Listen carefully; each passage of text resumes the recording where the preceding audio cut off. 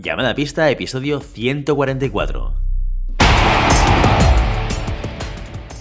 Hola, muy buenas y bienvenidas y bienvenidos a Llamada a Pista, el programa, el podcast en el que hablamos de ese desconocido deporte que es la esgrima. Este podcast está pensado por y para este extraño a la par que especial colectivo de seres humanos que decidimos no dedicarnos ni al fútbol, ni al baloncesto, ni al tenis, ni a ningún otro deporte conocido, y que por el contrario preferimos, en pleno siglo XXI, blandir la espada y enchufarnos a la pista. Hoy estamos aquí, un viernes más, una semana más, un viernes más, una semana más, un poquito de resaca, ahora os contaremos. Maribel Matei, muy buenos días. Buenos días, Willy. Santiago Godoy, ¿qué tal? ¿Sigues despierto o te has dormido ya? Estoy en un limbo de vida y muerte en estos momentos. Bueno, antes de nada, antes de empezar a hablar de nuestros patrocinadores, mecenas, noticias y demás, ¿qué tal va la resaca post Ciutat de Barcelona? Bueno, yo creo que bien. Ha sido una semana infernal, pero está bien. Se nota cuando trabajas el fin de semana todo entero. El lunes se cuesta, ¿eh? Y ya la semana, el final de la semana se te hace... "Ah, pues mira, se te hace un Oye, poco cuesta". Santi, causó furor tus presentaciones multilingües, en la ciudad de Barcelona. Te lo digo porque hubo gente que, oye, se nos acercó y nos dijo, no sabíamos que Santi tuviese ese dominio y ese conocimiento multilingüe que nos ha Ya enseñado aquí. Extraordinario. hace años perdí la vergüenza ya hablar en inglés. Ya se pudo ver en el Ciudad de Barcelona y bueno, ya ves Pero tú, tú la gente me has entendía. tenido vergüenza alguna vez, Santi. Yo eso no En lo he algún visto. momento de mi vida diría que sí, no lo sé, no lo recuerdo, pero yo supongo que sí.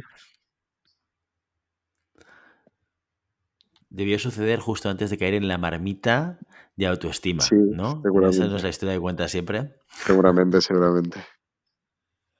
Bueno, y tú, Matei, ¿qué tal tu resaca? Porque, vamos, yo no sé cómo quedó tu voz, pero la mía, yo he estado 2 días, hoy estoy un poco mejor, pero yo que he grabado podcast el lunes y el martes, los he grabado dándole el pause, tosiendo, y alguno de ellos se nota muchísimo que mi voz está cascada. No, yo la mía perfecta. Mira, el lunes ya estaba gritando niños. O sea que cuando estás acostumbrado a lidiar con adolescentes todas las tardes, pues llega un momento que tu voz ya se adapta. Esto es así. Pero sí es verdad que resaca de voz, no tanto. Pero resaca de cansancio, sí, es que estuvimos, ¿cuánto fueron? 15, 16 horas. Entre dos 16, días. 16. Entre Sí. 2 días. Luego yo el domingo me fui a ver Barcelona, a patearme Barcelona. O sea, yo terminé el lunes. O sea, el domingo por la noche caí. Y el lunes, luego la vuelta en tren fue matadora, la verdad. Pero bueno, una experiencia muy chula. Es verdad que de esas, si lo tuvimos que hacer todos los fines de semana, yo creo que nos daba algo. Bueno, pues sí. Oye, Ciudad de Barcelona, interesantísimo, nos lo pasamos súper bien. Ahora supongo que nos contarás un poquito más en el apartado review de competiciones, qué es lo que pasó, pero vamos, con la suerte de poder disfrutar de unos resultados del equipo español de espada femenina, al cual no nos tenía acostumbrados, por lo menos en las ciudades de Barcelona que yo he podido ver y seguir desde que empezamos con Llamada a Pista. Así que, bueno, tuvimos un grato regalo por parte del equipo español y que lo pudimos seguir en directo. Luego os contamos un poquito más. Pero antes de entrar en las noticias, review y contenido, que hoy traemos una entrevista súper interesante a una persona probablemente de las que son culpables de que el sitio de Barcelona se haga cada año, siempre que el COVID nos deje. Antes de entrar en todo esto, hay que recordar a nuestro patrocinador que estuvo en el sitio de Barcelona también y que además, oye, entregó un premio tanto en la competición individual como en la competición de los equipos que causó furor. Los nepitos y los Los nepotes, nepotes, creo que eran nepotes. los nepotes. Eran Exacto. brutalmente grandes. O sea, eso es para una super espada. Exacto. Esto la gente no lo sabe, pero cuando estábamos en el directo, en el sábado, en el individual, sacaron una mesa con, bueno, con lo que se le entrega a los campeones, a las campeonas en este caso. Pues un ramo de flores, que si la medalla, que si un Rolex de oro que traía Santi. Y Un entre todo Rolex, no, un esto, Tissot, pero era de oro, sí. era de oro. Entre todo esto había unas figuras. Esto me recordó por momentos, Santi, al 1, 2, 3. A mí me recordó al Precio Justo. Al precio justo. A mí Es me una recuerda un poco generación al 1, más. 2, 3. Sí, sí, sí, sí, sí, sí. Al muñeco de la calabaza, ¿no? Y estaban, pues, un NEP, que es como un tornillo, es un tornillo muy especial y además muy característico porque ves como las ranuras son un poco diferentes y demás, pero tamaño, iba a decir Argan Boy, pero creo que un poco más grande que los Argan Boys. Y en ese Tío, momento, en serio, no puede cuando... ser tan antiguo. O sea, no puedes hablar del ¿Qué 1, es 2, eso? 3 y de ¿Qué es los eso? Argan Boys en la misma Sí. frase, tío. No A ver, puede ser. ilumíname, Willy, porque, o sea, el 1, 2, 3 sí, pero ¿qué es eso? Los Argan Boys eran los predecesores de los Playmobiles. O sea, eran monigotes Ya, que, Willy, como tío. el Pero Playmobil un poquito más grande, y Eran más grandes, creo, sí. sí, pero no mucho más. Y eran de plástico ahí. Había vaqueros, indios, yo qué sé, Neil Armstrong, ¿sabes? Cosas de así, la época, cosas de la época. así no vas a traer audiencia joven, ¿eh? O sea, así no. Bueno, pero es que mi papel y mi rol en este equipo no es traer a la audiencia joven, es conectar con la gente de otras generaciones más maduras, con más cabeza y demás. Para atraer a la gente joven estás tú, Matei, y hasta aquí puedo leer. Mira, me sale frase de 1, 2, 3 y hasta aquí puedo leer. Bueno, dicho esto, sigo con la anécdota. Estábamos ahí, en pleno directo, el podio puesto, los primeros puestos, y empezamos a hablar de los nepotes. ¡Ostras, el muñeco este, qué pasada, tal! ¿Y qué hizo Santiago Godoy? No, no Dijo, lo hice, no lo ¿qué te hice. juegas? ¿Qué te juegas a que lo traigo? Me voy a acercar, lo voy a coger y lo traigo a la cámara para enseñárselo a la gente que está en el directo. Claro, esto en el directo ni se ve ni se oye porque nos lo hacía esto con señas, Santi. Y el tío, que claro, Maribel y yo flipando, porque evidentemente esta mesa con los premios estaba dentro de la zona de pistas, Y estaba todo preparado ya donde para darlos, además. exacto, todo preparado para darlos. Y va Santi. Se acercó y luego tuvo un momento de iluminación que dijo, esto no está bien, No, esto igual... no, me eché para Mañana voy a atrás estar en el DT, no porque sé yo. mañana estaba en el DT yo y dije, va, no voy a hacer el Canelo. Si no hubiera habido DT al día siguiente, si no hubiera estado en el DT, me lo hubiera cogido los 3, los 4 que había. Y hubiéramos hecho ahí en plan un spin-off de Friends, ¿sabes? Con los nepotes ahí haciendo...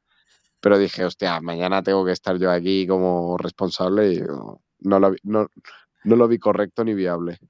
Yo también tengo Pues bueno, una anécdota con el patrocinador, que yo he ido 2 veces a Ciudad de Barcelona, la de 2020 y esta, y en las 2 he tenido que hacer el ridículo en algún momento, y sobre todo en presentarme.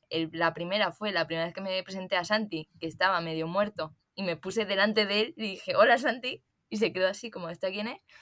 Y esta vez fue al contrario, yo llegué a la instalación, ahí al INEF, y se me acerca una persona, me dice, hola Maribel, ¿qué tal? Y claro, yo dormida dije, hola, ¿quién eres? De repente me dice, soy Ricardo Arberas, soy el que te paga el viaje. Y yo, pues, pues muy bien, pues hola Ricardo. O sea, Me no le debes conozco. lealtad. Sí, sí, ¿me debes lealtad? No, hombre, sí que se la debo, eso es verdad, pero no lo dijo así porque Ricardo es un tipo muy majo. Pero yo, mi segundo ridículo en la ciudad de Barcelona, que fue el patrocinador, que es el que nos está ayudando económicamente y me ayudó a mí para poder ir, que no le conocía. Entonces, bueno, pues ahí está, que luego me trató súper bien. La verdad es que para quien quiera saberlo, Ricardo es un tipo encantador y además de aportar económicamente a este programa, es un innovador. Estaba todo el tiempo contándonos ideas que tiene, pues llevó allí el globo de los NEPs, todas las ideas que tiene pues para promocionar esos magníficos tornillos. pues sí, magníficos tornillos que si no los utilizáis, oye, llegáis tarde al siglo XXII de la esgrima, no el XXI ya, sino el XXII. Tornillos que pueden utilizarse, recordemos, para espada y para florete. Para sable todavía no, pero todo llegará. todo llegará. ¿Dónde lo podéis comprar esto? Pues en la página web de los NEPs, que es fencingfan.com, o en vuestro distribuidor favorito. Si utilizas tornillos de la vieja usanza, tienes que cogerlos y tirarlos. Los NEPs es lo único que debe estar enganchando tu punta con tu arma. Y que te diga, Y dicho esto, que te diga un tipo que dime. dice que habla de Argamois, Argan que Boys, llegas tardes, Argan Boys, Argan que Boys. llegas tardes a algo, mal, ¿eh? Cuidado, porque a lo Es mejor como, estás es quedando como muy Doc, atrás. Mal. es como Doc de Regreso al Futuro. Exacto. Oye, gran papel, ¿eh? El de Doc, impresionante. Impresionante. ¿Cómo es? Emmett, Gran el trilogía, doctor ¿no? Emmett, ¿cómo se llama? Emmett Brown. Emmett Brown. Emmett Brown. Que le llamaban Doc, pero no Doc con C, sino Doc con G. Porque si recuerdas, el perro Se llama de Doc. Emmett Brown, no, se llama Einstein. El perro se llama Einstein y él se llama Doc. Es un juego de Robert Zemeckis, el director. Pero bueno, dejemos Vale. el cine de lado porque no es un podcast de cine. Yo si me preguntáis cosas de los 80 y de los 90, aquí podemos tirar millas, ¿eh? Nostalgia Pero millennial, bueno, a tope. Ya lo estás haciendo total. y no te lo estamos preguntando. Total. Exacto. ¿Quieres saber algo más? Bueno, pues te voy a contar una cosa que sí que te va a interesar, A ver, dime. amigo Godoy. Y es que no solamente Ricardo Alberas ha pagado el viaje de Maribel Matei. Ah, no. No es el único que aporta económicamente a este programa y que nos permite hacer estas cositas. A ver, No. cuéntame cositas. Hay una cosa más antigua que los Argan Boys. Fíjate lo que te digo. Fíjate lo que te cuento. Ah, te voy a decir que una son cosa. los mecenas. Espera, antes de interrumpirte, Vale, ¿sabes vale. que yo he regalado a mi hijo un Argan Boy? Yo pensaba que ibas a decir que había regalado a tu hijo un mecenazgo de rellamada pista. No. Esto hubiese estado es un buen regalo. Le hubiera regalado un mecenas a mi mujer. No, mi mujer es mi mecenas. Exacto. Tú eres su musa. Yo soy Tú eres su la musa de tu efebo. mujer. Exacto. Su agujero negro de dinero. Su efebo. Sí, bueno, que era un mecenas al final, un tío que hacía cositas bonitas por dinero. Pues yo le hago hijitos bonitos por dinero. Bueno, el mecenas es el que ponía el dinero. Luego estaban los artistas. Claro. Al otro lado. Yo soy el artista artista. es el que... Yo soy el artista de aquí. Exacto. Y es que lo eres. Es que lo eres guapo. Eres un artista. Artista. Yo sé que eres un artista. El acento. Bueno, para todos los que están ahora un poco despistados por toda la información que nos ha dado Santi, a veces errónea, a veces no, sobre qué es un mecenas, Maribel Matei, céntranos, cuéntanos qué es un mecenas y qué es lo que se lleva cuando se convierte y hace un upgrade a Super Saiyan mecenas. Pues la persona que se hace mecenas al final lo que hace es dar una aportación económica muy pequeña, 5 euritos al mes, para que nos vayamos a retransmitir en Ciudad de Barcelona y otras cosas que tenemos en mente para el futuro. A cambio de esta aportación económica, ¿qué te llevas? Pues primero que te mencionamos con nombres y apellidos en el programa. El segundo es que si mandas un audio, pues te lo publicamos y comentamos lo que quieras preguntarnos, cualquier sugerencia, pues la ponemos aquí en vivo y en directo. Y por último, también algo que no parece que no está levantando la expectación que tendría es que yo te invito a una cerveza en el lugar de España en el que me encuentre en ese momento. Entonces, bueno, ese es el último beneficio y yo creo que es el más llamativo, porque el resto, bueno, tu nombre lo dice Willy, el audio lo comenta Santi, pero yo te invito a la cerveza. Cada uno tiene su papel. Claro. Y bueno, oye, igual podríamos lanzar una encuesta para ver qué valora más el mecenas, cuál de las tres cosas. Pero no entremos en discusiones, no empecemos a discutirnos entre nosotros como es habitual fuera de los micrófonos. Vamos a avanzar con el programa y vamos a empezar con una parte que todo el mundo está esperando, que es saber sobre la actualidad de la esgrima. Vamos con las noticias de la semana.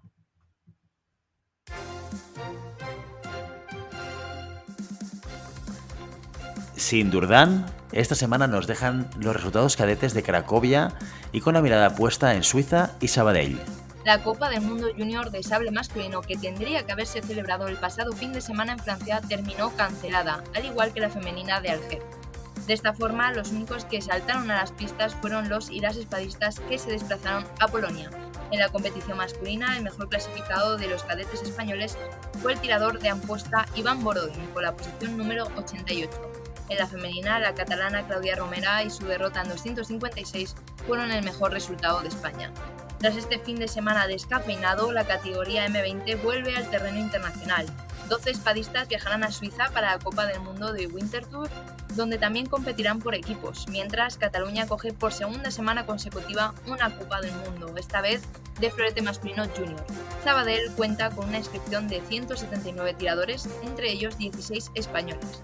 Luis Díaz, Esteban Peresini, Alejandro Ramírez y Mario Díaz, además de participar en el torneo individual, formarán el equipo que defenderá a España el domingo.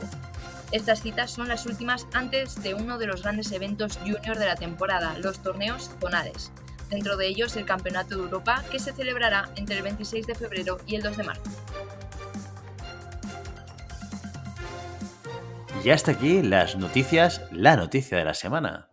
Bueno, de hecho hay muchas más noticias que comentar que tienen que ver con competiciones, y lo hemos comentado antes y mucha gente ya lo sabe, Ciudad de Barcelona, Copa del Mundo de Espada Femenina, pero no solamente tuvimos Copa del Mundo en Barcelona, sino también en Rusia, en Sochi, donde los espadistas masculinos absolutos se pelearon por, tanto en el torneo individual como en el torneo por equipos.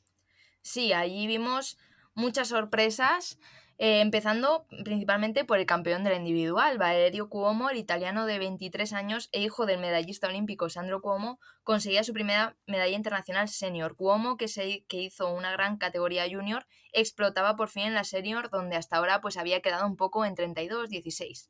Y lo hizo por todo lo alto. Ganó en 8 a Mans Heinzer, que se había desfondado ganando a Borel, y el asalto entre ellos, lento al principio, se volvió muy interesante en el segundo tiempo. Muy igualados, Heinzer consiguió igualar el ritmo de piernas del italiano y asediarle con su presión. A partir de 7 iguales, el asalto fue dominado por Cuomo. Con sus cuclillas sacó de quicio al suizo, que caía constantemente en las provocaciones del italiano. No volvió a tocar Heinzer, que terminó cayendo 15-7. En semifinales se enfrentaba Cuomo a un veteranísimo como es Igor Reizling, el número 1 del mundo y vigente bronce olímpico. Tuvo un inicio de competición complicado, con resultados muy ajustados, pero consiguió, a pesar de todo, llegar a las medallas. Contra Cuomo volvió a tener que dar lo mejor de sí. El asalto, muy táctico y muy lento al principio, se rompió cuando Cuomo lanzó unas flechas que vimos a lo largo de toda la competición y que encontraba siempre el cuerpo del ucraniano. Finalmente, el italiano decidió sorprender de nuevo con una larguísima flecha en el centro de la pista que pilló entrando en distancia a Reizling, que se había llevado, que había iniciado una ofensiva total y que no logró su objetivo de ganar el asalto. Cuomo ganaba esta semifinal metiéndose en la final contra todo un campeón olímpico como es Romain Canone, que se volvía a meter en medallas en un camino, eso sí, complicado. Tuvo que derrotar en 8 a Bismara, que venía a hacer medalla en Doha, y al campeón mundial y plata olímpica Siklosi. El asalto entre el francés y el húngaro nos dio momentos muy espectaculares, teniendo en cuenta además que era la reedición de la final olímpica. El ritmo muy alto que impuso el húngaro le puso por delante en el marcador, pero entonces Canone empezó a colocar tocados en la mano de esos que nos encantan, jugando con la distancia y las fintas. El húngaro sacó partido de su envergadura, pero no lo suficiente para ganar. El francés metió su enésimo contraataque para meterse en la final. En esa final vimos un duelo entre tiradores muy contraofensivos. Canone, que empezó muy echado hacia adelante, dio la oportunidad a Cuomo de sacar a relucir de nuevo sus efectivísimas cuclillas, mezclándolos con flechas que dieron lugar a un cóctel ganador. Aunque el francés encontró también sus tocados, el italiano siguió engañándolo con la distancia, cambiando su movimiento constantemente. Para cuando Canone quiso reaccionar con sus destellos, dejó tocados a las avanzadas espectaculares, la distancia del marcador era demasiado grande. Otra gran flecha de Cuomo cerró el asalto para darle su primera medalla de oro senior. Más allá de los metales, también vimos sorpresas. Yo creo que la principal fue la del representante de Venezuela, que no era Rubén Diamant Gascón, sino Gabriel Lugo, que se metió en tablón 16.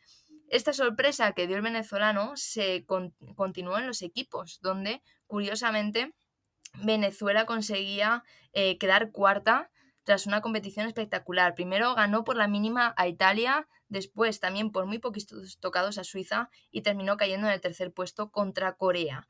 El oro fue para Rusia y la plata para Ucrania.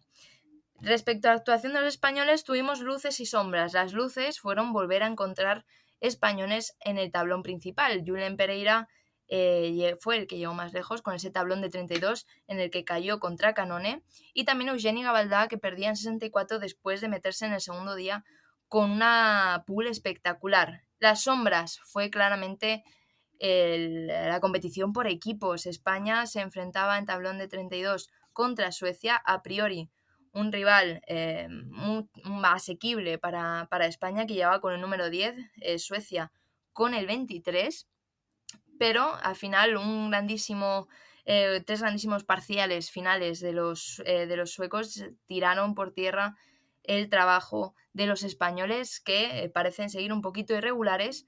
Después de esa medalla viene un tablón de 32 que les dejaba fuera incluso de tirar la parte posterior del cuadro. Así que luces y sombras, contentos por ese regreso de la competición individual, por ese regreso al tablón de 64 principal. Por otro lado, el equipo que da una de cal y una de arena. Bueno, pues siguiendo un poco esa evolución del equipo español y esperando que, bueno, que haya una evolución más positiva y que recuperemos esas sensaciones que tuvimos en la competición anterior. Danos un poquito de resumen de Barcelona. ¿Qué pasó a nivel de resultados en esa Copa del Mundo de Espada Femenina? Pues a nivel de resultados, pues decir que Francia consolidó lo que viene siendo una temporada maravillosa para ellos. A pesar de que volvía una grande como Choi, las francesas consiguieron seguir brillando. De hecho, consiguieron en individual 2 medallas, eso sí, una de bronce, una de plata, debido a que se cruzaron. De hecho, las 2 francesas que llegaron a semifinal entre ellas. Si no, a lo mejor otro gallo hubiese cantado, pero lo cierto es que fue Kandasamy la más lista de las 2 francesas para meterse en la final, y de hecho vimos un asalto muy controlado por ella. Tan controlado parecía esa semifinal como parecía la final contra la coreana Sera Song, pero a los coreanos siempre hay que tenerlos muy vigilados porque le dio totalmente la vuelta y terminó ganando en la prioridad 14-13. El otro bronce fue para Aizanat Murtazaeva, la tiradora rusa que nos sorprendió a todos en los Juegos Olímpicos con esa 4ª plaza y que consigue su primera medalla senior en el Ciudad de Barcelona. Fuera de estos puestos quedaron las estonas. A pesar de que llegaban en un momento de forma espectacular, vimos un festival suyo en Doha absolutamente increíble, solo consiguieron meter en 16 a Nelly Differt, que hizo lo que pudo, ganando a Josephine Jacques en ese tablón 15-14, pero que aunque les puso las cosas muy complicadas a Kandasamy, terminó perdiendo ahí. Antes ya habían perdido tanto Legis, que perdía primeras de cambio contra la italiana Foglietta en 64, 15-14, como la otra tiradora que había conseguido la medalla en Doha, la estona Erika Kipu, que perdía con la rusa Yasinskaya. Por tanto, buenas sensaciones de Francia en ese sábado, en ese tablón principal, regulares para Estonia. Y luego vimos, por otro lado, también hablar de las españolas, pues quedaron fuera del tablón principal, como viene siendo casi habitual, pero lo mejor tenía que llegar el domingo con esos resultados en competición. Y de hecho, nosotros que estuvimos allí, prácticamente el equipo español nos estuvo en vilo toda la competición. Prácticamente no pudimos seguir nada más porque en tablón de 32 el equipo español, formado por Nayara Aldana, Sara Fernández, Inés García y Sofía Cisneros, se conseguía meter en tablón de 16 ganando por la mínima, de forma muy ajustada, y en un encuentro trepidante contra Rumanía. A pesar de que no tienen a Ana María Popescu, como dijimos el domingo, es un equipo fuerte, y España conseguía meterse en ese tablón de 16 en el que perdió, eso sí, contra Estonia, que aunque no había tenido el mejor resultado individual, sigue siendo la campeona olímpica. Lo bueno es que este pase 16 daba a España la opción de tirar por detrás, y ahí fue donde se salió. Primero ganando a Gran Bretaña contundentemente con un 45-38 y después sufriendo contra Hungría hasta el último parcial, donde Sara Fernández terminó dando la victoria a España 35-30. No pudieron en el 9º y 10º puesto contra Suiza 45-27, donde se notó el cansancio, pero y que dejó un poco de mal sabor de boca para las españolas, pero que cierra un 10º puesto que es muy importante para el equipo.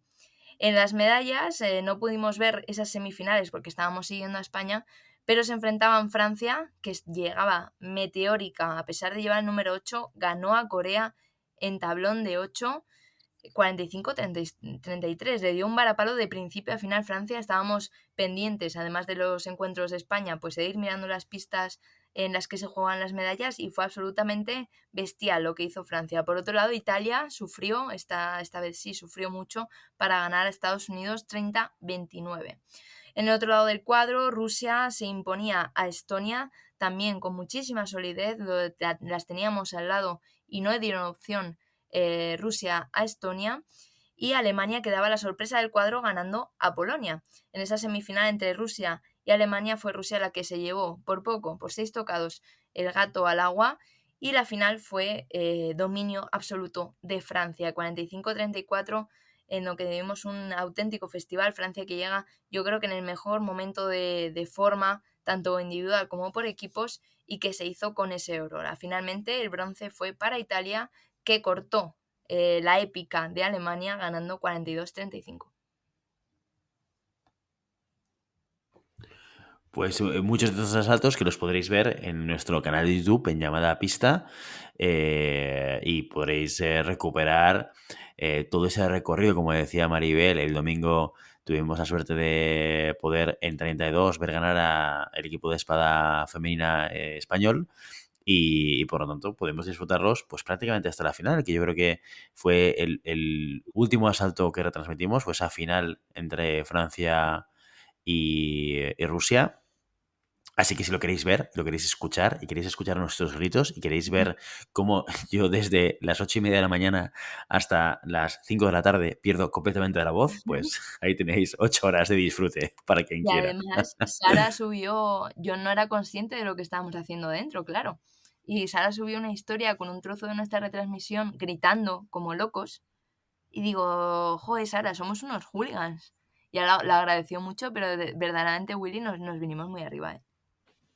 A tope, pero es que esto es para disfrutarlo. Si te gusta la esgrima y estás ahí y estás retransmitiendo, es que no te sale otra cosa que hacer lo que hicimos nosotros, Maribel. Es así, Eso es así, eso es es verdad. así. Y encima disfrutando con nuestro equipo, con España, que se lo merecen todo porque el esfuerzo que están haciendo es brutal, que venían de un individual pues que no habían salido con todas las mejores sensaciones, y ganando a gente potente. O sea que sí, es verdad que teníamos que gritar en algún momento, era el domingo. Totalmente. Bueno, pues seguimos con el Situat de Barcelona, porque el invitado de hoy es nada más y nada menos que don Miquel Ojeda, que nos viene a hablar no solamente de balance del Situat de Barcelona, no solamente del impacto del COVID, pero además de la experiencia, dificultades, aprendizajes, y además también hablamos de dinerito, de lo que implica montar una Copa del Mundo como la de Barcelona. Sin más dilación, dentro audio. Hoy tenemos en nuestro programa a un exfloretista, campeón de España en 1993, árbitro internacional de espada y florete y nacional a las 3 armas, pero seguramente nuestros oyentes lo conozcan más por ser el presidente de la Federación Catalana de Esgrima, cargo que ostenta desde 2011. Esta semana en Llamada Pista, Miquel Ojeda. Bienvenido, Miquel. Buenos días, gracias. Lo primero, felicitaros por los 100 años que cumple la Federación Catalana este año. Cuéntame un poquito qué estáis organizando en este año tan especial. Bueno, nos gustaría organizar muchas cosas y aprovechar pues para unir a la gente de la esgrima catalana celebrando este centenario, ¿no? Lo que pasa que en estos primeros compases del año todavía vemos que no se dan las condiciones para reunir a mucha gente, pero vamos camino de ello, ¿no? El primer evento importante ha sido el Ciutat de Barcelona, la Copa del Mundo. Aquí hemos presentado nuestro logo del centenario, hemos presentado también un resumen de la historia de la federación como organizadora de competiciones, y también hemos empezado a difundir este centenario aprovechando pues la cantidad de personas que se han reunido por la Copa del Mundo, y hemos podido compartirlo pues con todos los presidentes de la Confederación Mediterránea de Esgrima. Lo hemos difundido, se ha puesto sobreimpresionado en las retransmisiones que se han hecho a todos los niveles, ¿no? Nacional, internacional, etcétera. O sea, intentando darle todo el eco que se pueda. Y a partir de ahora, pues estamos preparando una exposición que ya decidiremos, hay varias opciones, dónde se empieza a mostrar y la queremos que sea rotativa en las distintas sedes de los campeonatos de Cataluña. Y otra cosa que estamos haciendo que nos hace ilusión por lo que supone de recuperar cosas que han pasado y que a veces no todo el mundo conoce, es explicar en estos 100 años cómo ha evolucionado la esgrima femenina, porque ha tenido un desarrollo muy en paralelo al de la propia federación. Oye, presentación además que la gente puede ver en las grabaciones tanto de Llamada a Pista como de la Federación Española de Esgrima, donde vimos a un Miquel trilingüe, hablando en 3 idiomas que vas mezclando. No, está muy bien. Y hablabas en catalán, en castellano y en inglés y vas haciendo la presentación en diferentes idiomas. Y aquellos que queráis recuperar todo este contenido del que habla Miquel, lo podréis ver en las emisiones tanto de la Federación como en los canales de Llamada a Pista. Porque además venimos justamente del sitio de Barcelona, de esta Copa del Mundo. Oye, resaca post-Copa del Mundo, ¿cómo llevas esto? Porque yo te voy a decir una cosa, después de 2 días gritando, yo no sé si aquellos que han visto las retransmisiones, el domingo, que yo volví a escucharlo un poco, para hacer un poco de análisis de retransmisión, el domingo por la tarde no tenía voz, o sea, es que me quedé sin voz completamente. No sé cómo llevas la resaca post-Copa del Mundo, Miquel. Bueno, la verdad es que da poco tiempo para resacas porque al día siguiente de terminar todavía quedan muchos flecos, ¿no? Delegaciones que se están marchando, hay que publicar cosas de resumen. Después, lo que no nos deja descansar es la siguiente Copa del Mundo de Sabadell, del siguiente fin de semana. Todo el material que ha estado en el INEF, o parte de él, ¿no? Ha de enviarse hacia Sabadell, hay que guardar elementos que se van a utilizar en la siguiente Copa del Mundo y hay que ponerse en marcha pues a atender las necesidades de esta nueva competición. Tiene sus ventajas que nos caigan tan seguidas, pero también tiene bastantes inconvenientes, ¿no? Uno es que no te puedes relajar ni un momento. O sea que tendremos resaca post-rave de competiciones. Esto es un empalme de una a otra. Oye, una cosa que te quería comentar. Todas las novedades que tengas sobre la federación, las cosas que hagáis, cuéntanoslo, coméntanoslo, porque haremos difusión a través de Llamada a Pista, porque todos aquellos eventos que suceden alrededor de la esgrima, que no son tantos como nos gustarían seguramente, pues oye, que la gente los conozca y los sepa y esté al día de todo lo que pasa. Sí, bueno, justo este mes que era un mes que nos asustaba un poco por la pandemia y qué se podría hacer, qué no, y lo que se ha hecho al final porque hemos decidido que debía hacerse, ¿no? Como son estas 2 Copas del Mundo, pues han tenido que hacer con unos controles sanitarios muy, muy estrictos y muy laboriosos. Pues ha habido que hacer test de antígenos a toda persona que entraba en la competición y esto era algo que no habíamos hecho nunca, ha habido que prepararlo para poder llegar a ese número. En el Ciutat de Barcelona teníamos 800 test de antígenos, que son una cantidad más que considerable, ¿no? Y bueno, al final este mes se nos han juntado este trabajo que nos gusta, pero este año ha sido un poco más complicado y un TNR de sable cadete que tampoco lo habíamos organizado previamente y han sido 3 semanas seguidas de organización de competiciones exigentes, digamos, ¿no? Y bueno, en lo que falta de temporada no es que la cosa pare, ¿no? Porque nos queda terminar las ligas, luego tenemos todos los campeonatos de Cataluña, entre medio tenemos un trofeo Sant Jordi que es el 9 de abril y que queremos que vuelva a ser internacional, ¿no? Y justo, curiosamente, el trofeo Sant Jordi fue un poco el final de la etapa de normalidad previa a la pandemia, porque se celebró el fin de semana antes del inicio del confinamiento y allá ya se notaba, ¿no? Que hubo muchas cancelaciones de equipos que venían del extranjero y que ya no vinieron y ahí empezó todo.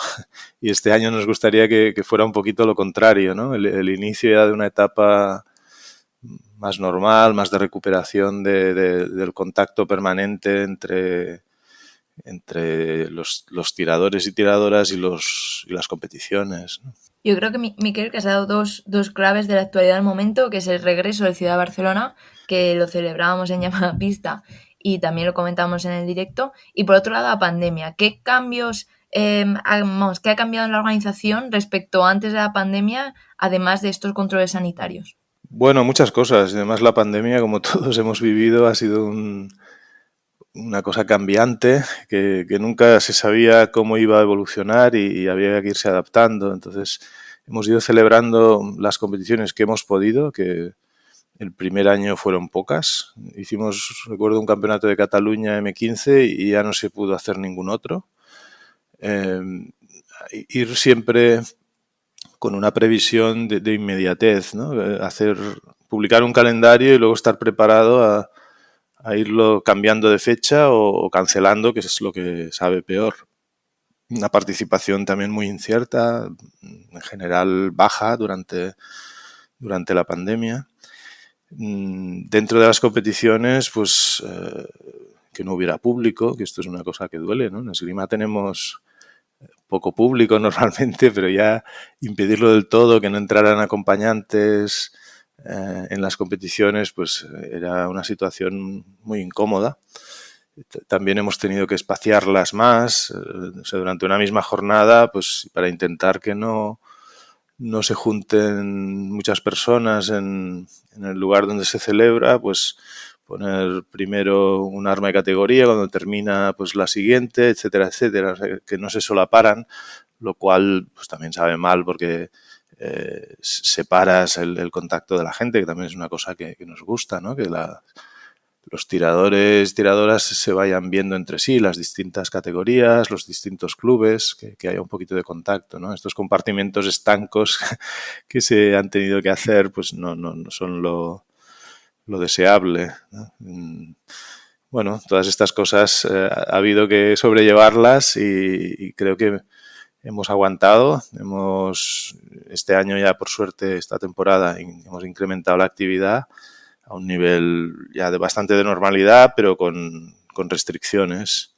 Y lo que confiamos es que ahora ya con el buen tiempo y con esta supuesta inmunidad que hemos ido adquiriendo todos por vacunas o por pasar el COVID, pues que con todo esto ya podamos volver a unas competiciones como estábamos acostumbrados antes. Y dentro de la Copa del Mundo, teniendo en cuenta tu experiencia de antes de la pandemia, durante, como decías, pues se tuvo que cancelar ese Ciudad de Barcelona Internacional y la vuelta, ¿las delegaciones siguen teniendo reticencias a venir o eso ya se ha pasado bastante? Bueno, un mes antes del Ciutat de Barcelona estábamos diciendo, bueno, ¿se hace o no se hace? ¿Lo hacemos o no lo hacemos? Porque la FIE había marcado un umbral de 75 casos por 100.000 para poder celebrar competiciones y está claro que estábamos no un poco por encima, sino muy, muy, muy por encima, ¿no? En varios miles. Entonces la decisión era mirar qué se estaba haciendo en el mundo y en el mundo pues nos despistaba mucho porque veíamos que iban cayendo competiciones y además en lugares próximos como Alemania o como Italia y al final decidimos que la tirábamos adelante fuera como fuera porque es una competición que tiene un prestigio, que nos hace mucha ilusión y que es nuestro evento principal del año, ¿no?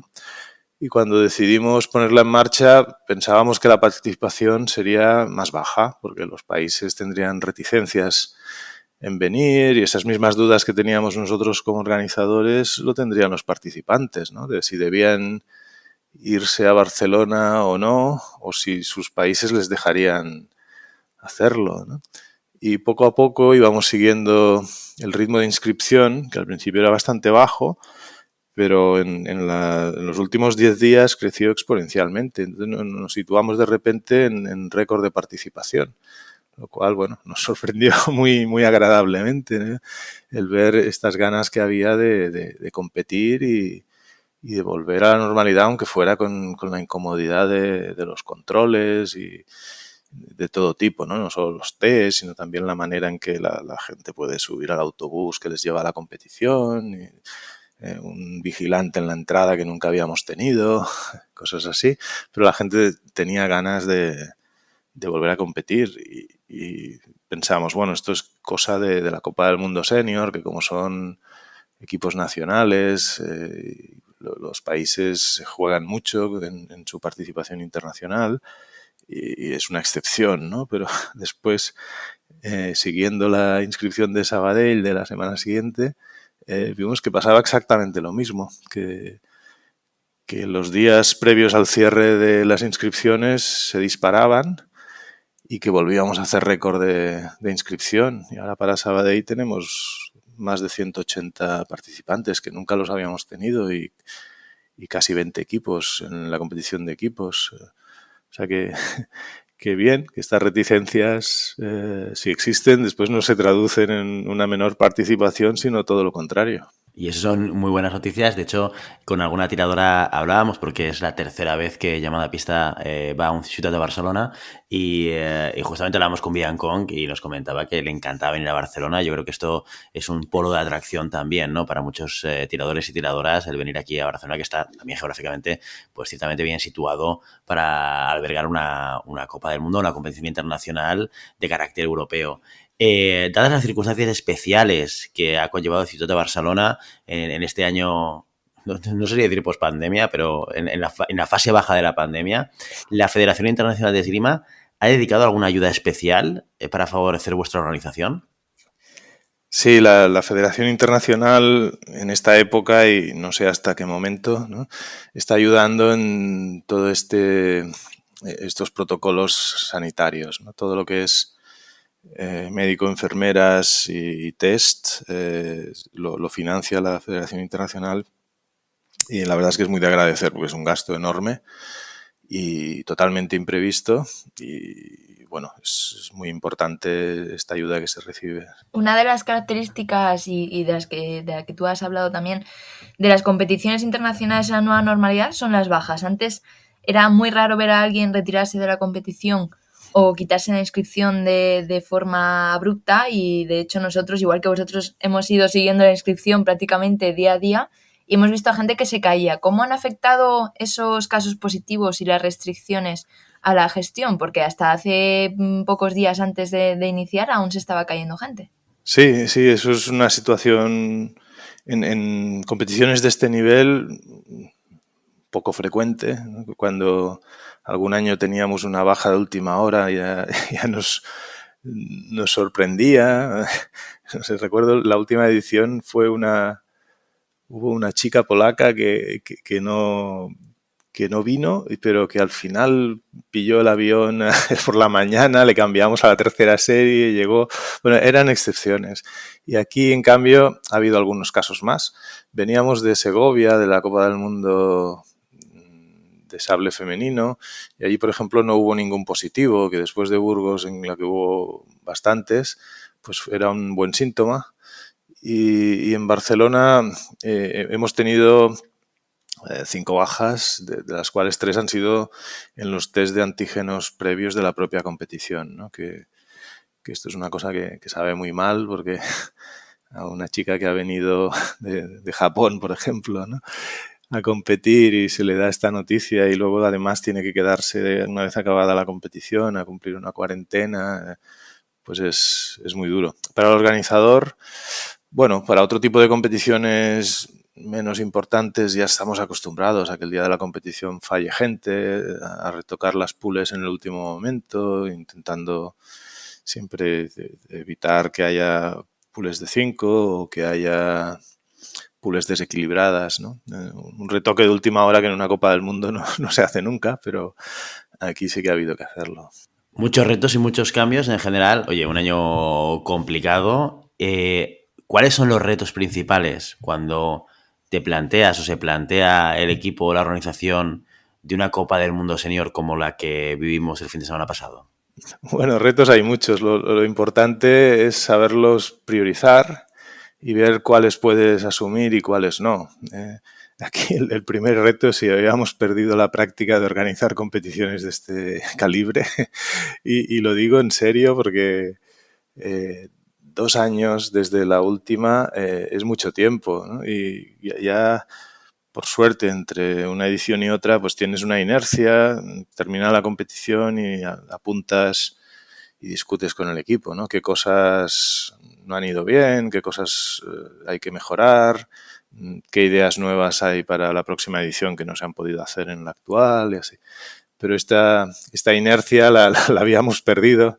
Entonces, nuestro primer reto era si podíamos volver a activarnos y a poner el equipo en marcha. Bueno, eso fue cuestión de ir pasando los días hasta que ya cogimos velocidad de crucero y volvimos a estar activos como acostumbrábamos a estar, ¿no? Luego siempre intentas corregir cosas que no han acabado de ir bien en la anterior edición o añadir alguna novedad que le dé un plus de calidad. En este caso teníamos lo del centenario, queríamos que se difundiera información del centenario y era uno de los apartados a tener en cuenta, ¿no? Aquí añadimos, pues le dimos una camiseta a todas las participantes con el logo del centenario, que en esto nos ayudó mucho Carolina con Iberdrola a disponer de estas camisetas. Luego pusimos la presencia del logo en tantos lugares como pudimos, preparamos la presentación y otra novedad fue añadir esa pantalla gigante en medio, que habíamos visto cosas parecidas en otras copas del mundo y queríamos poner algo que nos permitiera destacar pues las cosas que merecen ser destacadas durante la competición, que se vieran bien los nombres, los logos de las organizaciones que colaboran y de las empresas que nos sponsorizan, etcétera, ¿no? Que fuera más atractiva la visualización de la competición.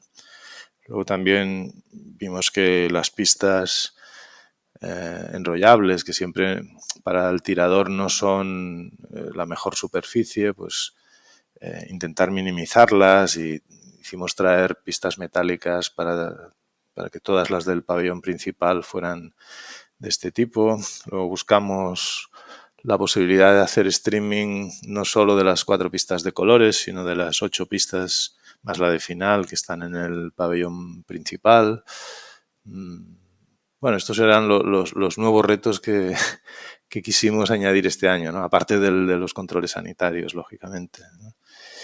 Y en general pues han salido bien, ha habido enseñanzas que hay que apuntar, ¿no? El primer día la verdad es que nos costó mucho lo del streaming y no pudimos hacerlo en todas las pistas porque no se había previsto tener suficientes operadores de cámara, pero para la competición de equipos ya estuvieron las 8 pistas activas y fue muy bien porque es una competición que se sigue mucho desde fuera y en donde los encuentros siempre son interesantes, ¿no? El cuadro de 16 es muy denso, da igual que sea un encuentro por el 9º y 10º puesto que para el primero y segundo casi, ¿no? Porque puede ser igual de fuerte. Y eso sí salió muy bien, ¿no? El seguimiento en todas las pistas en que se tiraba el cuadro de 16. Oye, mencionabas la pantalla gigante que pusisteis. Le agradecimos 1.000 millones nosotros, Miquel, porque nos ayudaba muchísimo a seguir todos los días del encuentro y cuando estás retransmitiendo, claro, son muchos minutos, pasan muchas cosas y hay veces que si no tienes claro en qué momento estás y qué está sucediendo y aquella pantalla, yo creo que en el directo, Maribel, lo comentamos, ¿no? Lo agradecidos que estábamos de tener ahí el pantallón enorme que nos permitía tener el resumen y el estado del asalto. Sí, fue una incorporación muy positiva. El único punto negativo es tapa un poquito la imagen en diagonal de seguir las pistas de colores de atrás, pero bueno, eso tampoco vimos que fuera decisivo. Y luego para los fotógrafos les obliga también a afinar más, a ver la regulación que hacen de la cámara, porque si no salen unas imágenes un poco extrañas de fondo, ¿no? Pero en cambio para lo que es el seguimiento y para lo que es el vídeo no hay ningún problema. Organizativamente pues nos obliga a tener más equipo de realización, ¿no? De estar pendientes de qué se muestra en cada momento, de ir preparando carteles para mostrar la fase de la competición o algún llamamiento que se hace a los equipos que se aprovecha también la pantalla para hacerlo a través de allí. No, está muy bien, porque este cuidado en la realización se beneficia a toda la competición de ello, ¿no? De poder, que es otra cosa que hicimos mejorando un poco la edición anterior, la llamada pista de todas las tiradoras, que salgan ordenadamente, con la megafonía diciendo los nombres, con un poquito de música, los nombres de los árbitros, que también son importantes, hay que reconocerles y darles valor, ¿no?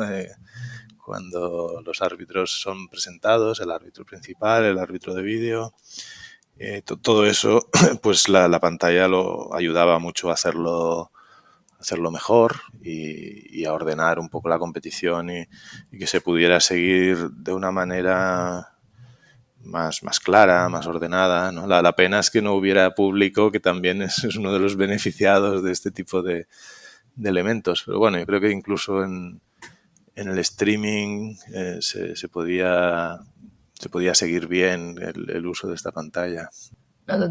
Totalmente, fue un elemento que a nosotros, pues como decía Winnie, nos salvó la vida en muchos momentos, porque teníamos que estar a veces lejos y al ser tan grande y poderse seguir también, nos facilitó mucho la retransmisión. Como decías antes, y como decía también Willy, la Federación Catalana colabora también en la organización de otros grandes eventos, pues como la Copa del Mundo Junior de Sabadell de este fin de semana, el Trofeo Sant Jordi. ¿Son comparables estos torneos al Ciudad de Barcelona a nivel de recursos, complejidad, desorganización? No son comparables. Sí que, por suerte, ¿no? Se aprovecha muchos elementos y se aprovecha experiencia y hay un núcleo del equipo organizador que es el mismo, eso sí, pero es un núcleo del equipo, ¿no? En el Ciudad de Barcelona se añade mucha más gente. Bueno, un elemento importantísimo en el Ciudad de Barcelona es Rafa Tarragó, que está en el INEF, y ya varios meses antes empieza a trabajar la preparación del Ciudad de Barcelona. Tener una persona permanentemente en la que va a ser la sede ayuda muchísimo a tener todo preparado. No sé, para la pantalla nos pidieron una conexión trifásica de, creo que eran 32 amperios, que es una cosa que no habíamos usado nunca. Él lo buscó, lo encontró y lo pusimos. Para la transmisión por streaming se nos pide una línea de fibra, pues, de bastante ancho de banda, simétrica. Pues hablo con el técnico de comunicaciones del INEF y se facilitó esta línea. O sea, todos estos preparativos previos son mucho mayores y tenemos la suerte de tener esta relación tan buena con el INEF y esta presencia de Rafa que hace que sea muy fácil poder hacerlo. Luego, en las Copas del Mundo Senior, uno de los elementos más complejos y más caros también es traer los árbitros de 4 continentes distintos. Esto es un gasto, como os podéis imaginar, enorme. Y en esta época de pandemia todavía más, los viajes se han encarecido y también estás expuesto a todo tipo de imprevistos. A última hora, pues un árbitro egipcio no pudo venir, hubo que llamar el día antes a un árbitro alemán. Para Sabadell teníamos prevista una supervisora FIE chilena y a última hora ha sido una rusa. O sea, estas cosas de estar preparado. Pero en la Copa del Mundo Senior esta dificultad de la coordinación de viajes es muy grande. En cambio, en la Copa del Mundo Junior no es tanta. También los árbitros de la Copa del Mundo Senior los pone todos la organización y en la Copa del Mundo Junior van por cuotas de arbitraje de los países. Entonces, sí tienes que procurar que cada país cumpla con la cuota que le toca, pero no te has de preocupar de buscar los árbitros y de solucionarles el viaje, como pasa en la Copa del Mundo Senior, donde además se añade un delegado de arbitraje que no existe en las Copas del Mundo Junior. O sea, en conjunto, la organización es más compleja y más cara. El presupuesto de un Ciutat de Barcelona es 12 veces superior a un presupuesto de una Copa del Mundo Junior. O sea, en general, hay más cosas a controlar y necesitas más equipo. También dura un día más, que eso también le da un plus de complejidad, ¿no? Oye, hablas de presupuestos y tengo que preguntártelo. ¿Cuánto cuesta una Copa del Mundo como el Ciudad de Barcelona? Bueno, en números redondos, unos 60.000 euros. Un poco más, un poco menos. Esto al final lo intentamos seguir de la manera más cercana posible para no desviarnos, porque las desviaciones de un presupuesto grande son desviaciones grandes, aunque porcentualmente no sean mucho porcentaje, pero pues está alrededor de este importe. Y por eso hay que ir con cuidado, porque hay gastos muy grandes, hay alquileres, alquilamos la grada donde están el público y las delegaciones, pues es una grada de alquiler, que es un sobrecoste, porque el INEF no tiene grada en su pabellón, pues son pabellones pensados para ser usados sobre todo para la enseñanza, ¿no? Para el día a día, las clases, etcétera. Y ese es un elemento que hay que añadir, ¿no? Y este año estuvimos dudando, pero al final, aunque no hubiera público, la grada es muy útil igualmente, ¿no? La pusimos igual, ¿no? O la pantalla gigante pues también se añadió, los costes de hacer el streaming, que ahí nos ayuda mucho la Federación Española con su presupuesto audiovisual, etcétera, ¿no? El transporte, por ejemplo, nos gusta mucho que la gente se lleve una buena imagen de la competición y les ponemos las facilidades que creemos que ayudan a esta comodidad. El transporte entre el hotel y la competición es un gasto que soporta la organización. Ponemos un autocar en las horas de llegada a la competición y de salida de la competición para que no tengan que bajar a pie o buscarse un taxi, etcétera. Bueno, hay muchísimos detalles de este tipo que hay que ir con cuidado y tenerlos en cuenta a la hora de preparar el presupuesto. Miguel, ¿os podríais plantear acoger más citas internacionales senior o este es un evento que se hace una vez y ya está?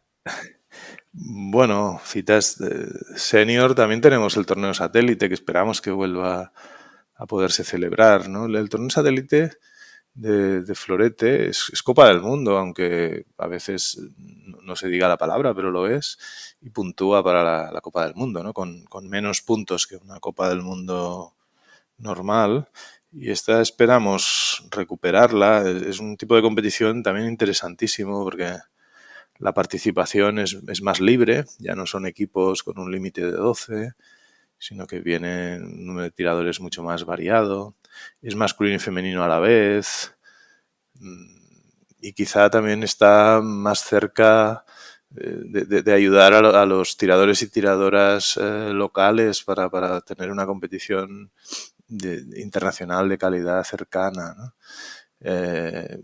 Con esto y las dos Copas del Mundo, la Junior, la Senior, la Satélite y el Sant Jordi, que poco a poco queremos que vuelva a ser internacional, ¿no?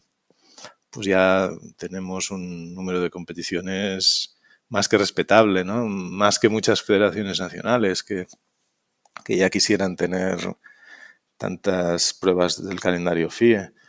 Ahí el reto que nos queda, y no digo que no estemos haciendo gestiones para ver si se consigue, es que el sable también tenga una competición internacional y estamos en ello. No me gusta anunciar cosas que no se puedan confirmar, pero estamos en ello, sí. Eso te iba a decir, que quedaba solo el sable, a ver si es verdad que pasa, porque nos encanta tener competiciones aquí cerquita para poder disfrutarlas. Haciendo un poquito, casi para terminar, haciendo un poquito de autocrítica, ¿qué mejorarías de cara al próximo año en la ciudad de Barcelona? Bueno, hay bastantes cosas, ¿no? La reunión post-competición no la hemos podido hacer porque se nos ha juntado con Sabadell y haremos después de las dos juntas, ¿no? Pero a mí una cosa que siempre no me acaba de gustar es todo el partido que se le podría sacar a la competición de equipos, que es una competición muy bonita, muy fácil de seguir, quizá más fácil de seguir para un público neófito de lo que es una competición individual, porque un encuentro entre dos países pues siempre es motivante, y seguir los relevos cómo van, y si un relevo mantiene el resultado, en otro sale el líder del equipo y recupera. Es muy, muy seguible, y hay muchas cosas a mejorar, ¿no? No estamos haciendo llamada de los equipos como hacemos en el individual. Es un poquito más difícil de encontrarle la solución. Nos están mostrando por pantalla los resultados parciales de cada relevo acumulado, que esto se puede hacer, pero requiere un entrenamiento previo. A veces se nos escapa que salga el nombre correcto del reserva cuando ha entrado en reserva, porque el anuncio de que se hace un cambio en el equipo se le hace al árbitro, entonces el árbitro lo tiene que comunicar a un voluntario para que llegue a la gestión de la competición y se pueda cambiar ese nombre. Todos estos detalles que mejorarían en algo la competición de equipos, pues van saliendo, pero con deslices, ¿no? Y eso se puede mejorar perfectamente. Estamos convencidos que sí. Lo que pasa es que cuando estás tan volcado en conseguir que se celebre la competición, te concentras mucho en que salga bien el individual, que quizás la competición que tiene más nombre y también es la que hay más, se le da más eco, ¿no? Viene la televisión al individual, que no está en el equipo, etcétera. Te vuelcas mucho en el individual, y el tercer día de los equipos, cosas que podrías hacer ya no las haces porque no has tenido tiempo de prepararlas bien, incluso ya hay un poco de cansancio, y bueno, yo creo que es mejorable, es mejorable. Además, una competición por equipos que nos dejó ese resultado del equipo español con esa 10ª posición, y que estuvimos siguiendo nosotros a pie de pista, cubriendo cada asalto. O sea que sí que es cierto. Oye, nosotros encantados con la organización. La verdad es que estuvimos muy bien, muy cómodos, siempre apoyados por el equipo organizador cuando teníamos alguna duda o una necesidad en ese espacio de prensa que se nos cedió. O sea, nosotros súper contentos. También nosotros con nuestras autocríticas, Miquel, tenemos que mejorar nuestra calidad de imagen, porque la verdad estaba comparando estos días evidentemente la imagen que sale desde el videoarbitraje con la nuestra, y tenemos un recorrido que hacer nosotros también ahí importante. A pesar de que conseguimos una cosa muy, muy buena para nosotros también, que fue que venimos de un recorrido también de aprendizaje. Llevamos probablemente desde el Ciutat de Barcelona que cubrimos en el 2020, es cuando empezamos, pasamos del podcast y nos introducimos en el mundo de la retransmisión en directo,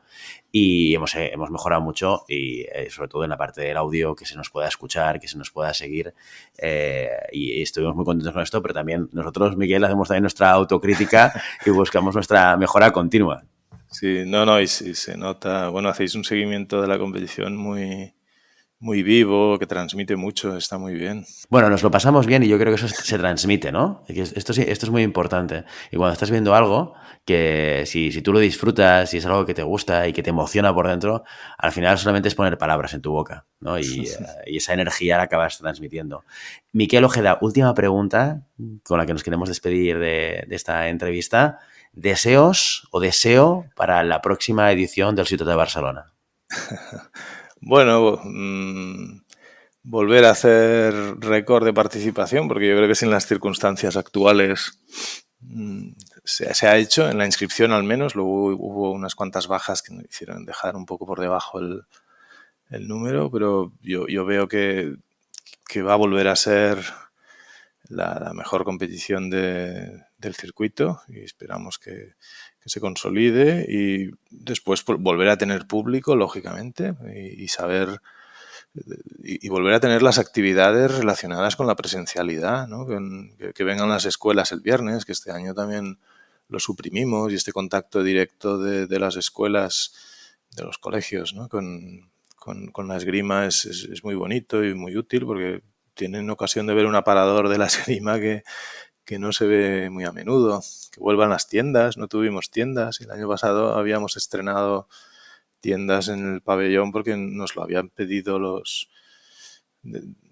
unos cuantos fabricantes, ¿no? Tener tiendas allí que permiten ver objetos de esgrima, o sea, recuperar la presencialidad. También cancelamos el workshop que estábamos acostumbrados a hacer, un encuentro para hablar o bien de marketing de la esgrima o bien de tecnología de la esgrima, que son los dos temas que hemos cubierto en los últimos 4 años, pues volver a recuperarlo. O sea, solo por las cosas que no hemos podido hacer y que nos gustaría recuperar, ya tenemos varios hitos propuestos para la próxima edición del Ciutat de Barcelona.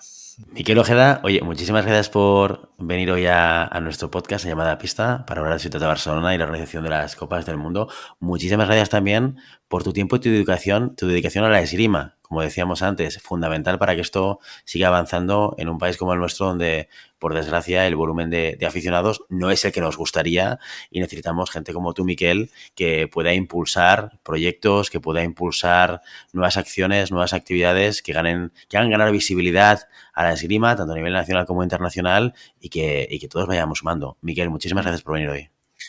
Bueno, gracias a vosotros porque también vuestra tarea de difusores y de darle no solo difusión, sino la manera en que lo hacéis, creo que es muy, muy importante. Y solo quisiera destacar una cosa que a veces se olvida, ¿no? A mí me toca recibir muchas felicitaciones en las Copas del Mundo que organizamos. Es cierto, es así, ¿no?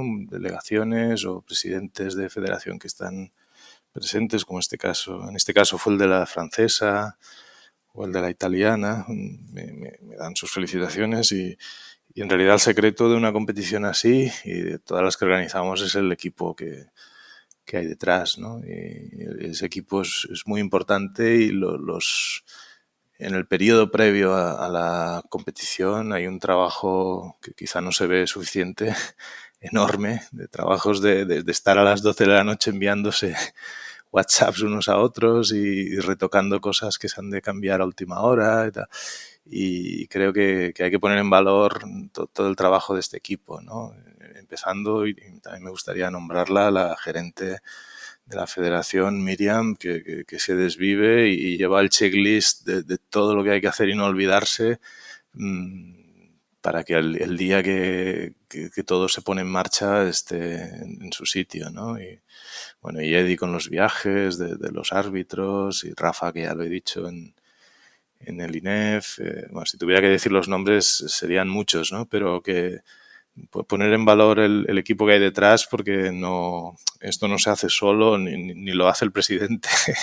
Esto es un equipo grande que este año, y también querría destacarlo, hemos ampliado con la presencia de un grupo de personas de la Federación de Castilla y León que nos han estado ayudando con sus pistas, con Silvio, que ha venido a ayudar en el montaje, con Guille, que ha venido también a colaborar con la parte de gestión de resultados, de T, con Bea, que ha venido a colaborar en los controles sanitarios previos para aprovechar su experiencia en las Copas del Mundo de Burgos y de Segovia, etcétera. O sea que hay muchos nombres detrás y hay que agradecérselo a todos. Se nota el mimo con el que trabajáis, se nota esa cantidad de gente que está allí para hacer todo más cómodo. Lo notamos nosotros, notan las deportistas que nos lo decían, y por eso y por estar aquí hoy. De nuevo, muchísimas gracias, Miquel. Nada, gracias a vosotros. Muy bien. Oye, vamos, prácticamente 40 minutos de experiencia organizando eventos esgrimísticos, los que tiene a su espalda Miquel Ojeda y todo el equipo, que esto lo dice Miquel durante la entrevista, que evidentemente para ser capaces de conseguir algo tan bien organizado, que funcione tan bien y que sea capaz, sobre todo, de poder responder a aquellas cosas que no tienes planificada, que si una tiradora que no se apunta, que si ahora falla no sé qué, que si, pues todas estas cosas tienes que tener un equipo detrás que te permita estar pues al día. Y gracias a que tenemos a personas como Miquel Ojeda y como todo el resto de gente que está alrededor, Miriam, Rafa y todos los voluntarios, para seguir disfrutando de una competición tan importante como esta Copa del Mundo de Barcelona, aquí en la ciudad condal, en Cataluña, en España. Sí, la verdad es que yo que he tenido la suerte de estar ya Ya el otro día lo pensé, 6 años, 6 Ciudad de Barcelonas como directorio técnico y otras tantas de antes de montaje, es una experiencia que realmente motiva y te enseña muchas cosas, ¿no? También cada año lo que comentaba, ¿no? De esas mejoras que se intentan hacer, esa experiencia de mejorar la experiencia de las tiradoras, mejorar la experiencia de la retransmisión, mejorar un poco en general la competición, no hacer dos iguales, sino que siempre estar intentando descubrir cosas nuevas. Eh, es verdad que el equipo del Ciudad de Barcelona funciona muy bien, es muy cohesionado y yo creo que es la gran clave de la competición. Yo creo que se logra una experiencia total, ¿no? Y yo he tenido una experiencia un poquito tangencial con el Villa de Madrid, que es otra gran Copa del Mundo que se hace en España, y yo creo que el Ciudad de Barcelona está un poquito más conseguido, ¿no? A nivel de organización, también las tiradoras, eh, por lo que fuimos hablando con ellas, porque también hablamos un poquito Will y yo con Vivian Con fuera de micro, estaban contentísimas de estar en Barcelona. O sea, para ellas es un eventazo. Y de hecho, lo que decía Miquel, que hubo récord de participaciones. Luego, es verdad que luego, pues por circunstancias sanitarias que escapan al control de la organización, pues se fue cayendo gente. Pero incluso en un momento tan difícil como es la vuelta de una pandemia a un poco a la normalidad dentro de las exigencias sanitarias que tuvieron que plantear. Lo cierto es que consiguieron una competición prácticamente normal, solo faltaba el público, que cuando llegue, además todos recordamos esos grandes momentos con público, es una experiencia que cuando vuelva a ver público, yo a todas las personas que les interese la esgrima tienen que ir a ver, porque al final ves cara a cara a grandes nombres. Y no solo eso, sino que está muy cuidado todo, está pues con la pantalla esta que nos puso enorme, que nos facilitó toda la vida, pues es una experiencia realmente lo más cercano a un espectáculo de esgrima que yo creo que se hace en España, ¿no? Muchas veces miramos fuera, pues al Challenge de París, nos da envidia. Es cierto que seguramente con muchísimo menos presupuesto estamos haciendo un espectáculo muy muy bueno, que hace atractiva la competición y que hace que sea fácil de seguir. Esto no es fácil, nos lo ha contado Miquel, que es un reto constante. Ahora tienen que volver al trabajo. Bueno, no han dejado de trabajar para esta Copa del Mundo Junior, pero realmente Ciudad de Barcelona sí es una de las grandes citas de calendario internacional, es por un equipo de trabajo que se lo deja todo cada año para que salga así. Totalmente, y que siga así, que sigamos disfrutando de estas competiciones, porque buena falta nos hacen personas generosas que sean capaces de poder organizar esto que es un proyectazo a nivel global y en la operativa. Y nada, y muchísimas gracias también. Otra cosa que quería decir antes de cerrar el programa, muchísimas gracias a todos los que se acercaron al set de periodistas. Lo digo riéndome. Yo soy periodista. Pero una de 3, bueno. Tú eres una recién licenciada de periodismo. eres la más periodista de los tres, eso sí que es verdad. Eso sí que es verdad.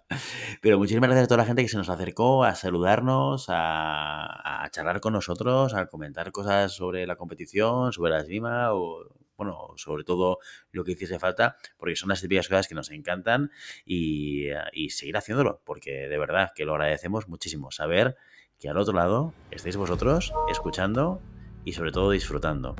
Y hasta aquí nuestro episodio de hoy. Como siempre, queremos invitaros a que os pongáis en contacto con nosotros, nos deis vuestra opinión y nos digáis si queréis que haremos algún tema concreto o si tenéis alguna pregunta. Lo podéis hacer en la página web en llamadapista.com/contacto o en redes sociales. Estamos en Facebook, estamos en Instagram, estamos en Telegram. Y si el contenido de este podcast te gusta, no te olvides suscribirte, compartir este episodio en cualquier red social, darnos 5 estrellas en iTunes y comentar lo que quieras tanto en iVoox como en Spotify. Muchas gracias por todo, por tu tiempo, por tu atención y por tu interés en este maravilloso deporte que es la esgrima. Nos escuchamos la semana que viene. Hasta entonces. Adiós. Adiós.